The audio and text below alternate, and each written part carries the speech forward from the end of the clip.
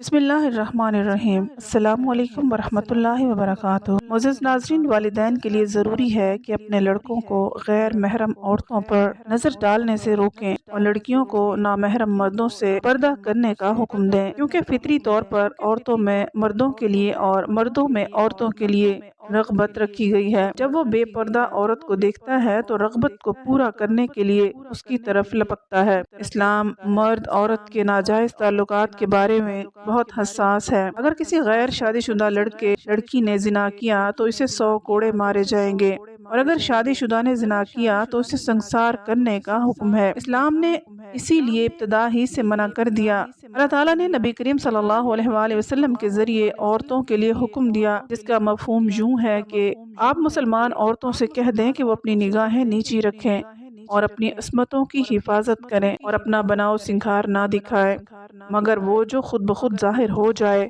اور اپنے سینوں پر اپنی اوڑھنیوں کے آنچل ڈالے رکھیں اور اپنا بناؤ سنگھار ان لوگوں کے سوا کسی پر ظاہر نہ کریں۔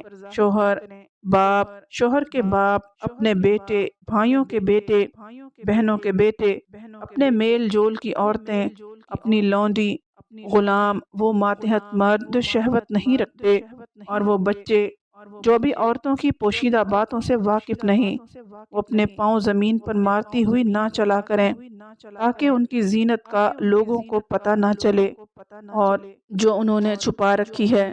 اے مومنو، تم سب مل کر اللہ تعالیٰ کی جناب میں توبہ کرو، توقع ہے کہ تم فلاح پاؤ گے۔ یہ عمومی حکم ہے۔ جب نبی کریم صلی اللہ علیہ وآلہ وسلم نے حضرت زینب بنت حجش رضی اللہ تعالیٰ عنہا سے نکاح کیا تو آپ صلی اللہ علیہ وآلہ وسلم نے اس وقت گھر کے دروازے پر پردہ لٹکا دیا، اور حضرت انس بن مالک رضی اللہ تعالیٰ عنہ کو، جو اس سے پہلے بے دھڑک آپ صلی اللہ علیہ وآلہ وسلم کے گھر آتے جاتے تھے، آپ صلی اللہ علیہ وآلہ وسلم نے انہیں بلا کر بلا اجازت داخل ہونے سے منع کر دیا۔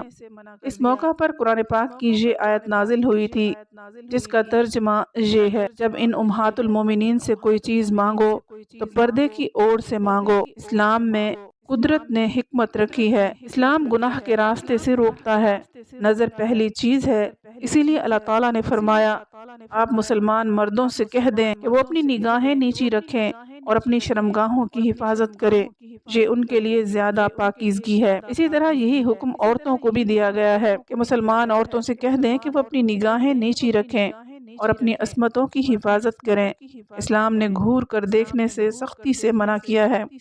اچانک نظر پڑ جانا، اچانک پڑ جانے والی نظر سے متعلق حضرت علی رضی اللہ عنہ سے مخاطب ہو کر نبی کریم صلی اللہ علیہ وآلہ وسلم نے فرمایا، اے علی رضی اللہ عنہ، نظر پر نظر نہ ڈالو، کیونکہ پہلی نظر تو تمہارے لیے معاف ہے اور دوسری نظر تم پر گناہ ہے۔ قرآن پاک نے آپ صلی اللہ علیہ وآلہ وسلم کی بیویوں، بیٹیوں اور امت کی عورتوں کے بارے میں واضح فرما دیا ہے کہ اے نبی صلی اللہ علیہ وآلہ وسلم، آپ صلی اللہ علیہ وآلہ وسلم اپنی بیویوں، بیٹیوں اور مومن عورتوں سے فرما دیں کہ وہ اپنے چہروں پر اپنے گھونگھٹ ڈال لیا کریں، اس سے قریب ہے کہ وہ پہچان لی جائیں گی اور انہیں تکلیف نہیں پہنچائی جائے گی، اور اللہ بخشنے والا اور مہربان ہے۔ اسماء بنت یزید انصاریہ رضی اللہ تعالیٰ عنہا سے روایت ہے کہ انہوں نے عرض کیا، یا رسول اللہ صلی اللہ علیہ وآلہ وسلم، عورتوں نے مجھے یہ کہہ کر بھیجا ہے کہ مرد جمعہ، باجماعت نماز، عیادت مریض، جنازہ اور حج و عمرہ اور اسلامی سرحد کی حفاظت کی بدولت ہم پر فوقیت لے جاتے ہیں۔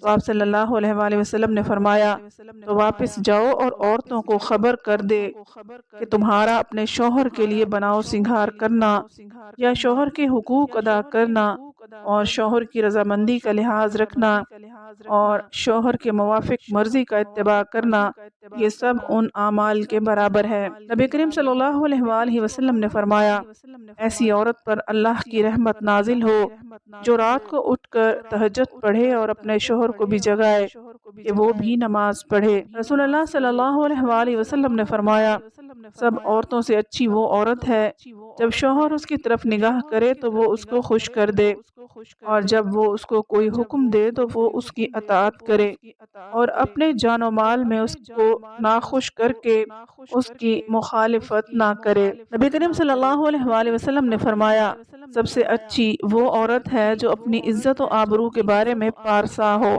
اور اپنے خاوند پر عاشق ہو۔